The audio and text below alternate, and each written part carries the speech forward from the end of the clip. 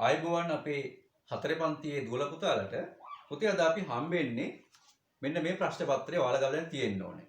4 එක පත්‍රය ගැටලු සතිය 3. 4 එක පත්‍රය ගැටලු සතිය 3. මේක පුතේ ගැටලු බලන්න දැන් මේකේ තියෙනවා ගණන් 15ක් දීලා තියෙනවා.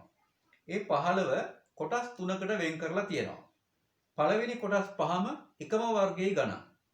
දෙවෙනි කොටස් පහත් ඒ වගේ තවත් වර්ගයක ගණන් පහ. ඊළඟ කොටස් පහ තවත් වර්ගයක ගණන් පහ. ඒ නිසා මම මේ කොටස් තුනෙන් හැම කොටසෙම මම ඔයාලට කියලා දෙන්නේ ගණන් දෙක බැගින්. දැන් පළවෙනි කොටසේ ගණන් පහෙන් දෙකක් කියලා දුන්නාම ඒ හැඩේම තමයි ඊතුරු ගණන් තුනක් තියෙන්නේ. එතකොට පළවෙනි දෙක කියලා දීපු ආකාරය ඉගෙනගෙන ඊළඟ තුන ඔයාලා තනියම කරන්න ඕනේ. පැහැදිලිද? හරි. එහෙනම් අපි පළවෙනි ගණන් පහේ පළවෙනි ගණන් දෙක විතරක් හදමු. කියවන්න පළවෙනි ගාන මොකක්ද තියෙන්නේ කියලා. සමචතුරස්‍රාකාර ඉඩමක එක පැත්තකින් බැලුව විට කණු 10ක් පෙනේ. ඉඩම වටේටම ඇති කණු ගණන කීයද? ඉතින් මේ જાතිය ගණන් හදන්න පහසුම ක්‍රමය තමයි මේ ගානේ තියෙන විස්තරය අපි චිත්‍රයකින් අඳින්න ඕනේ. කටු වැඩ පොලේක හෝ මම නම් මේ බෝඩ් එකේ අඳිනවා. හරි. අපි දැන් මේක අපි චිත්‍රයකින් අඳිමු. මොකද්ද මේ තියෙන සමචතුරස්‍රාකාර ඉඩම. එහෙනම් අපි සමචතුරස්‍රාකාර ඉඩම අඳිමු ඉස්සෙල්ලා.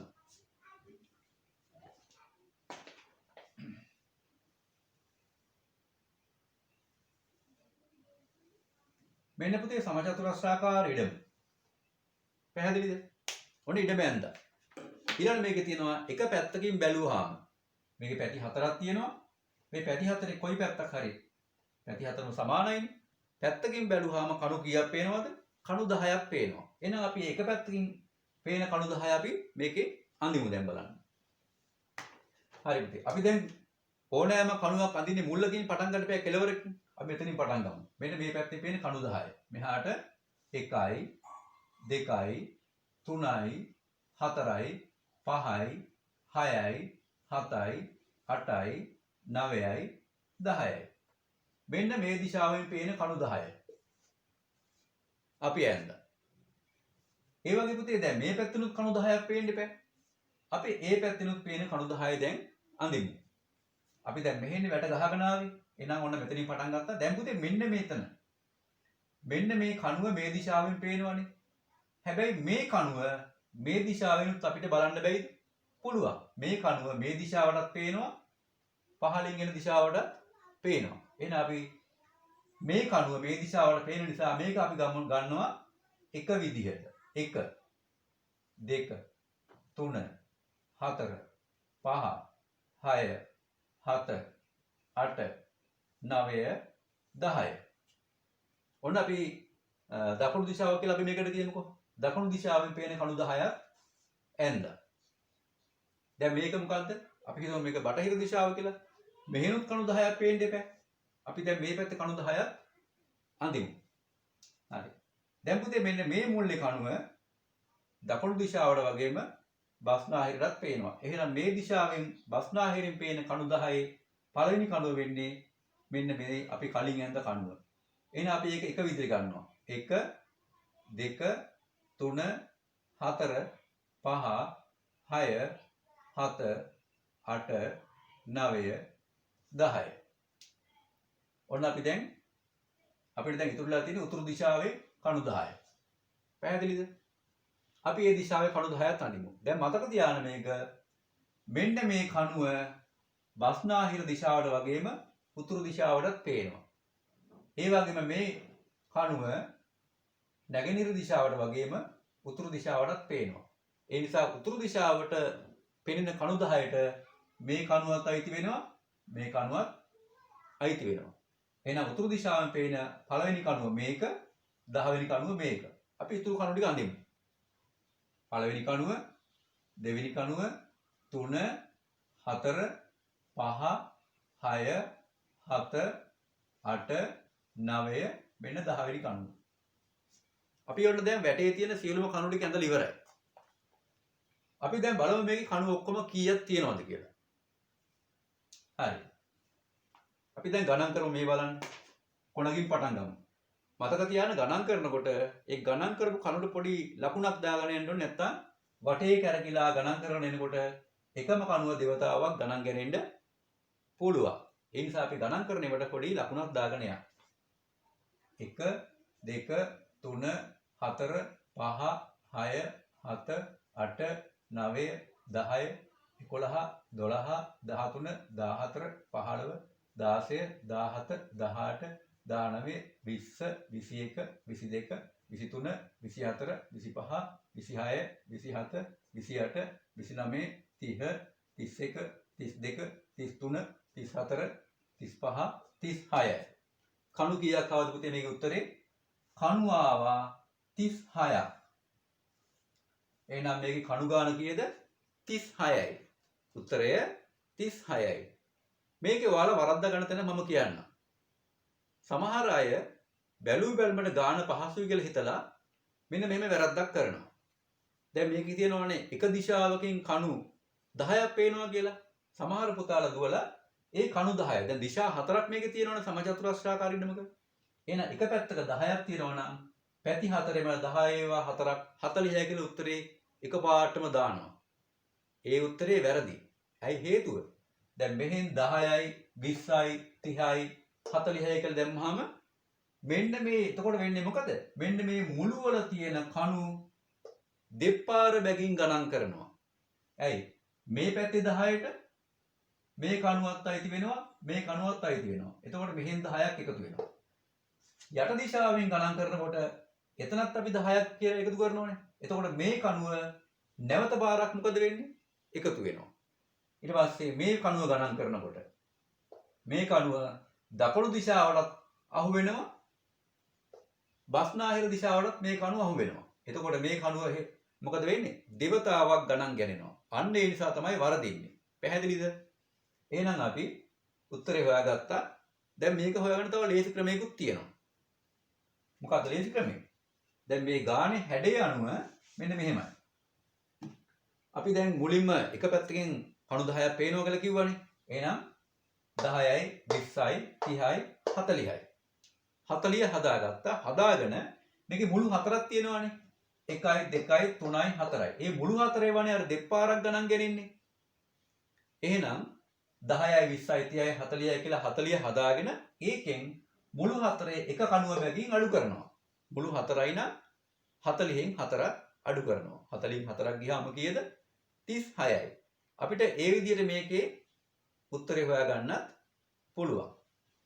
හරි. අපි දැන් යමු දෙවෙනි ගානට.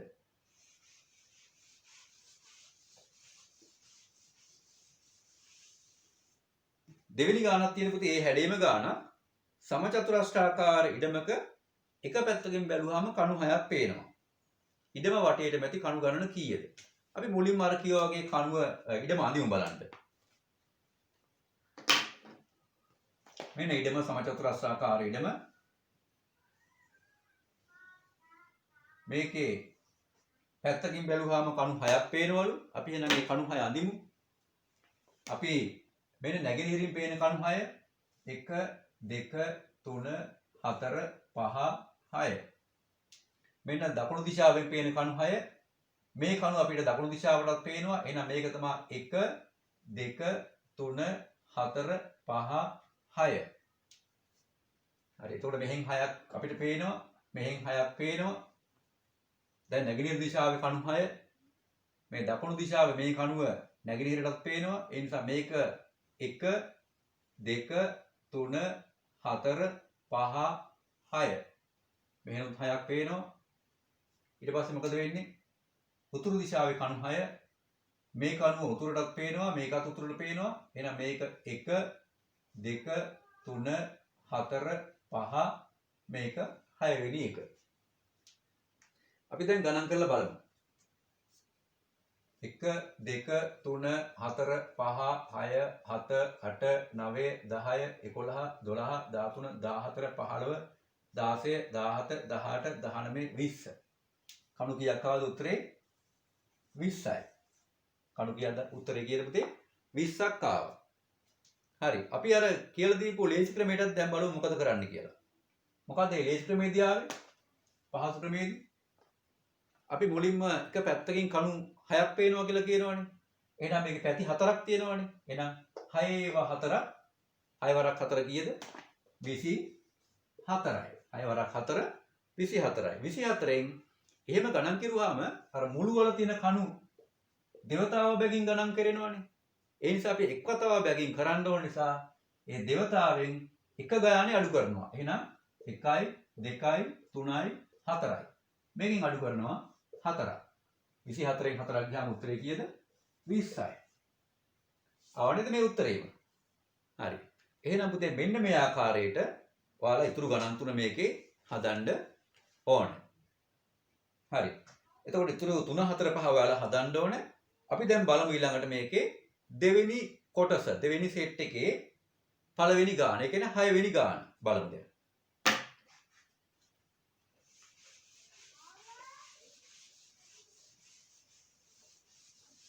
දැන් පුතේ මේක තව දෙයක් කියන්න ඕනේ.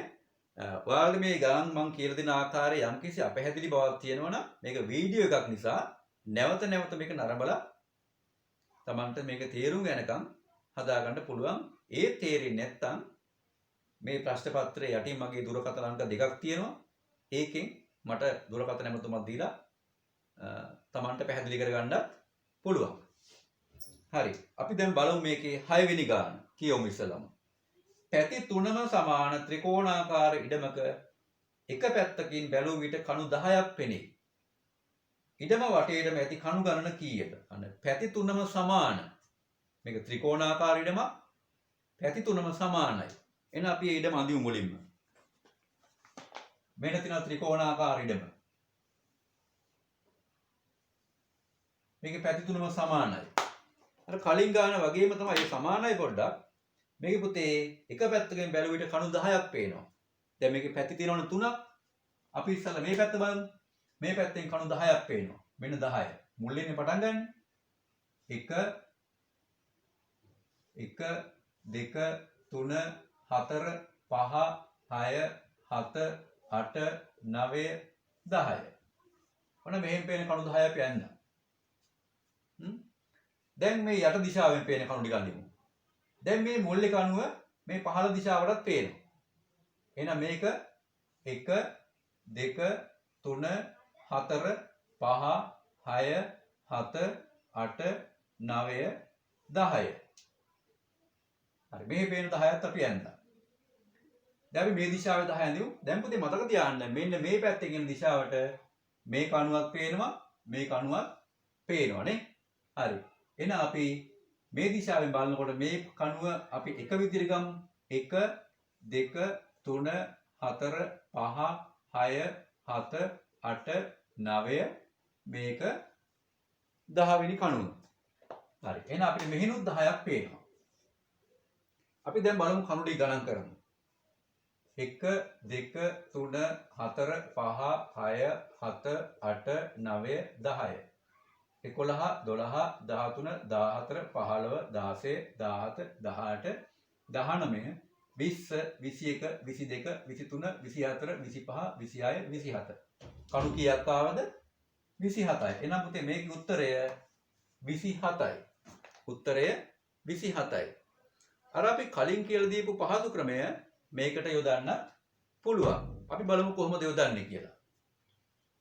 අපි බලන්න පුතේ මේකේ එක පැත්තකින් කණු 10ක් පේනවනේ. එහෙනම් පැති තුනෙන්ම 10ව 3ක් පේනවා. මේ 10යි 20යි 30යි. මේ පැති තුනෙම පේනවා කණු 30ක්. 30 ලියාගත්තා. හැබැයි අපි මේ දැන් මේ පැත්තේ 10ට මේ කණුව අයිති. මේ පැත්තේ 10ටත් මේ කණුව අයිති. එහෙනම් මේ 10ටත් මේ කණුව අයිති වෙනවා. මේ 10ටත් මේ කණුව අයිති වෙනවා. මේ කණුව දෙවතාවක් ගණන් ගන්නවා. මේ කණුව පහළ දිශාවටත් ගණන් කරනවා. මේ පැත්තේ කියන දිශාවටත් මේ කණුව ගණන් කරනවා. එහෙනම් මේ කණුවත් දෙවතාවක් මේ ක්‍රමයේදී ගණන් කරනවා. උඩ තියෙන කණුව මේ දිශාවටත් ගණන් කරනවා. මේ දිශාවට ගණන් කරනවා. එහෙනම් මේ මුළු වල තියෙන කණු තුන දැන් අපිට මොකද වෙලා තියෙන්නේ? දෙවතාව බැගින් ගණන් ගැනිලා තියෙන්නේ. එහෙනම් අපි දෙවතාව බැගින් ගණන් ගැනිච්ච එක වතාවක් කරන්න මේකෙන් එකක් අඩු කරනවා. මේකිනුත් එකක් අඩු කරනවා. මේකිනුත් එකක් අඩු කරනවා. එතකොට 1යි 2යි 3 පාරක් අඩු වෙනවා. ඒ කියන්නේ 30න් අඩු වෙනවා කීයක්ද? 3ක්. 30න් අඩු කරනවා 3ක් අඩු කරනවා. 30න් 3ක් ගියාම කීයද? 27ම ආව නේද? හරි. එහෙනම් ඒ විදිහට අපිට උත්තරේ හොයාගන්නත් පුළුවන්. හැබැයි අර මූලික ක්‍රමයේ ඔයාලා දැනගන්නත් ඕනේ. කණු ඇඳලා පුරුදු වෙලා කරන්නත් ඕනේ. හරි. අපි දැන් බලමු තව ගානක්.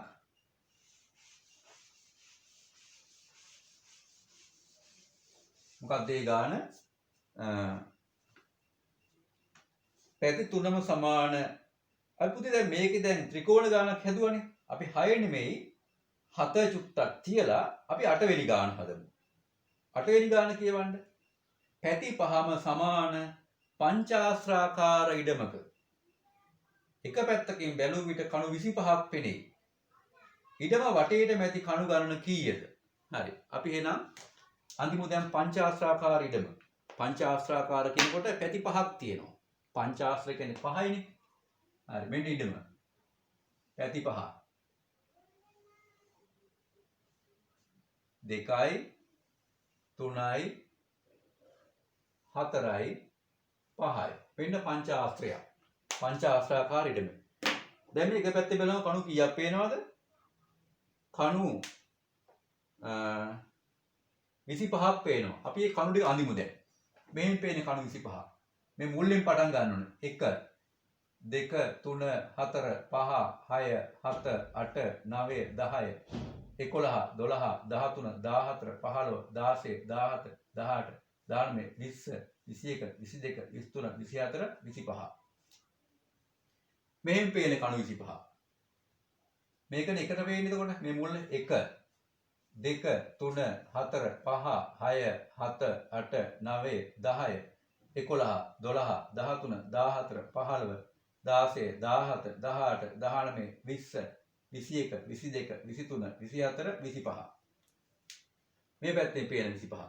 මේකනේ එකට පේන්නේ උඩ 1 2 3 4 5 6 7 8 9 10 11 12 13 14 15 16 17 18 19 20 21 22 23 24 25.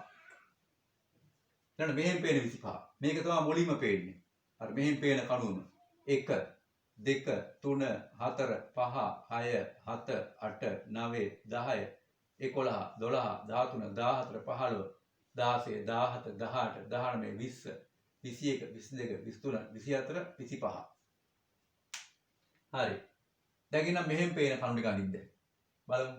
1 2 3 4 5 6 7 8 9 10 11 12 13 14 15 16 17 18 19 20 21 22 23 24 25. දැන් පුතේ ඔයාලට පේන්නද මේකේ තියෙන අමාරුකම? ඇයි මේ අඳින්න ගියාම කණු 25ක් එක පැත්තකට අඳින්න වෙනවා. එහෙනම් අපිට මේ જાතිය ගණන් වලදී අර කලින් අපි හොයාගත්තු ලේසි ක්‍රමයම යොදා ගන්න පුළුවන්.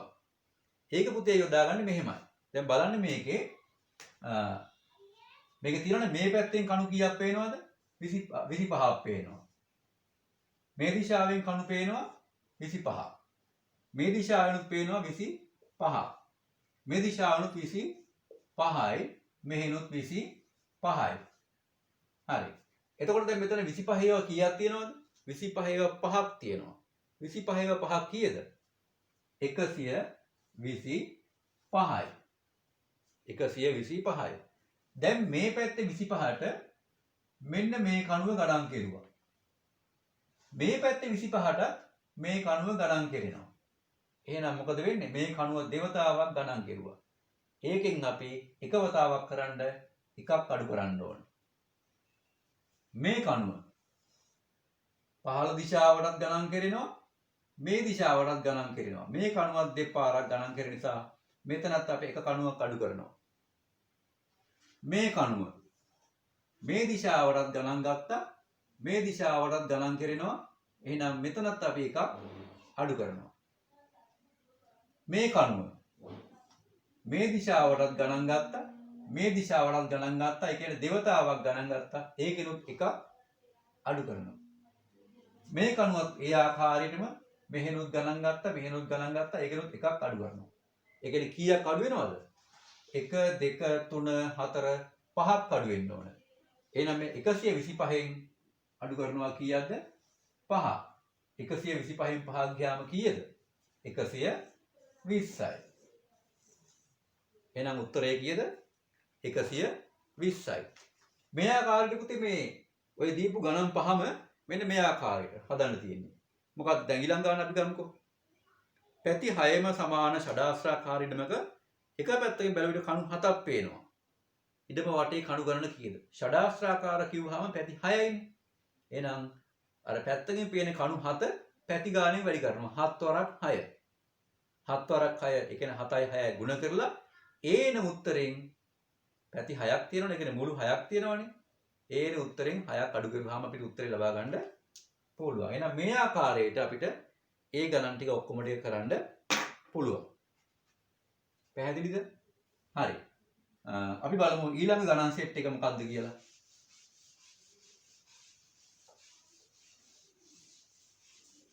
ඊළඟ ගාන ටිකක් වෙනස් ගානක් තියෙන්නේ මෙන්න මෙහෙම ගාන. අපි ඒකෙත් ගණන් දෙකක් හදමු. වැටක සිටුවා ඇති කණු ගණන 12කි. කණු දෙකක් අතර දුර මීටර් 2කි. වැටේ දිග මීටර් කීයද? අපි මුලින්ම කණු ටික අපි චිත්‍රයෙන් ඇඳලෙමු.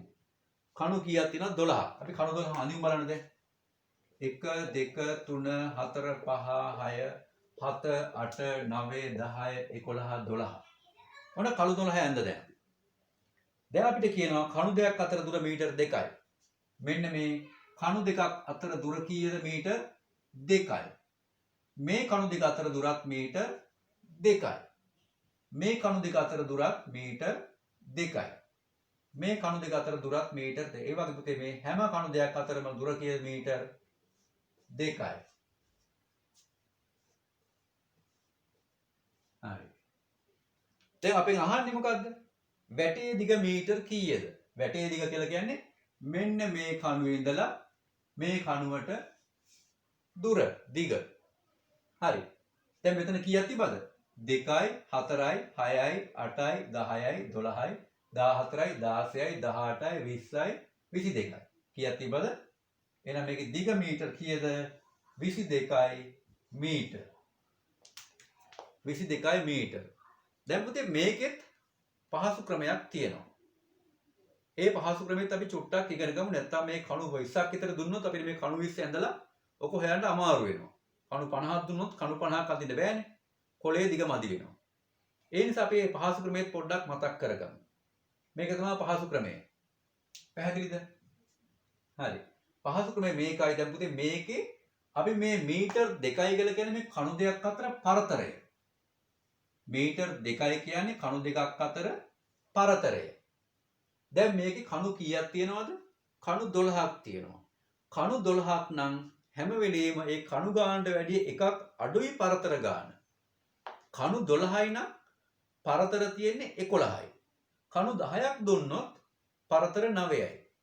කණු 15ක් දුන්නොත් පරතර 14යි. ඒ වගේ හැම වෙලෙම මේ තනි සරල රේඛාවක තියෙන කණු ගානට වැඩිය එකක් අඩුයි පරතර ගණන. කණු ගණනට වැඩිය එකක් අඩුයි පරතර ගණන. එහෙනම් මේකේ කණු 12යිනේ තියෙන්නේ. කණු 12යි නම් පරතර 11යි. කණු 12යි නම් පරතර කීයද? කණු 12යි නම් පරතර කීයද? පරතර තියෙන්නේ 11යි.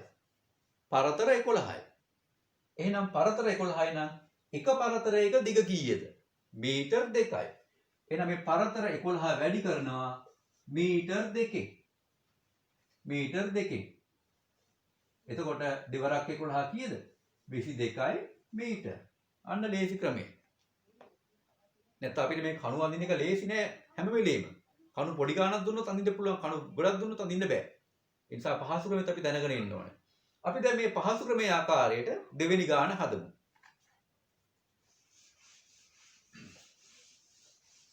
හරි. බලන්න දැන් දෙවෙනි ගාන කියවන්න. වැටක සිටුවා ඇති කණු ගණන 15කි. වැටක සිටුවා ඇති කණු ගණන 15කි. කණු දෙකක් අතර දුර මීටර් 3කි. වැටේ දිග මීටර් කීයද? අන්න අපි දැන් අර මතක් කරන ක්‍රමය වැටක සිටුවා ඇති කණු ගණන 15යි. අපි කණු ගණන ලියමු කීයද කියලා? කණු 15යි. කණු 15යි නම් පරතර කීයද? අපි කලින් කිව්වා හැම වෙලේම කණු ගානට වැඩිය එකක් අඩුයි පරතර ගණන. එහෙනම් කණු 15යි නම් පරතර 14යි. පරතර 14යි. දැන් බලන්න මේ එක පරතරයක දිග. පරතරයක් කියන්නේ කණු දෙකක් අතර දුර. එක පරතරයක දිග මේක කියනවා පුතේ මීටර් 3යි කියලා. එක පරතරයක් මීටර් 3යි පරතර 14ක් තියෙනවා. එහෙනම් 14 වැඩි කරනවා එක පරතරයක දිග මීටර් 3යි එකෙන් වැඩි කරනවා. පැහැදිලිද? හරි. අපි දැන් මේකෙන් වැඩි කරන්න. 3 වරක් 4 12න් 2 දැම්මා. එකක් ඉතුරුයි. 3 වරක් 1 3යි 1යි 4යි. උත්තරේ කීයද? 42යි මීටර්. 42යි මීටර්. පැහැදිලිද මේ ලේසි ක්‍රමය? අමාරු නම් අපි තව ගාණක් හදමු කොහොකට පහසු වෙන්න. එතකොට ඔයාලා මේක තවත් හොඳට පුරුදු වෙන්නේ. අපි බලමු මේකේ 13 වෙනි ගාණ බලමු. 13 වෙනි ගානේ මොකක්ද මේකේ තියෙන්නේ? වැටක සිටුවා ඇති කණු ගණන 25කි. ඔන්න කණු ගණන 25යි. ලියාගත්ත කණු ගණන. කණු 25යි. කණු දෙකක් අතර දුර මීටර් 1කි. වැටේ දිග මීටර් කීයද? මතක තියාගන්න දැන් කණු ගාන 25 නම් පරතර ගාන කීයද? කණු ගානට වැඩිය එකක් අඩුයි. ඒ කියන්නේ පරතර 24යි. එක පරතරයක දුර කීයද? මීටර් 1යි. එහෙනම් 24 වැඩි කරනවා මීටර් 1කින්. එක් වරක් 24 24මයි. එහෙනම් මේකේ වැටේ දිග කීයද? මීටර් 24යි. පැහැදිලිද දැන් මේ ගණන් හදන ලේසි ක්‍රමය? අමාරු ක්‍රමයක් දැනගෙන ඉන්න ඕනේ. පහසු ක්‍රමය අපිට කාලය අඩු කරගන්න දැනගෙන ඉන්න ඕනේ. එහෙනම් පුතේ අපි අද මේක ඉතුරු ගණන් ටික ඔයාලා තනියම හදන්න ඕනේ. හදලා මට මේ සතියේ සෙනසුරාදා වෙද්දි මේ ප්‍රශ්න පත්‍රයත් ඔයාලා ලැබෙන්න සලස්වන්න ඕනේ. මෙන්න මේකත් මේ පණිවිඩෙත් මේ ගමම අහගන්න. පුතේ මේ සතියේ සෙනසුරාදා වෙද්දි ඔයාලා මෙන්න මේ ප්‍රශ්න පත්‍ර ටික මට ලැබෙන්න සලස්වන්න ඕනේ. මොනවද ප්‍රශ්න පත්‍ර ටික? සිංහල ප්‍රශ්න පත්‍රය, ගණිතය ප්‍රශ්න පත්‍රය, පොදු ප්‍රශ්න පත්‍රය තනියම කරන්න ඕනේ. ඒකට මම කිසි උදව්වක් කරන්නේ නැහැ. ඊළඟ එක මොකක්ද? මෙන්න මේ ගැටළු ප්‍රශ්න පත්‍රයත් ලැබෙන්න සලස්වන්න ඕනේ. හරි. එහෙනම් අපි අද අපේ ගැටළු පාඩම අද ඉවර කරමු. අපි 4 වෙනි සතියෙන් හම්බ වෙනකම් ඔයාලට තෙරුවන් සරණයි.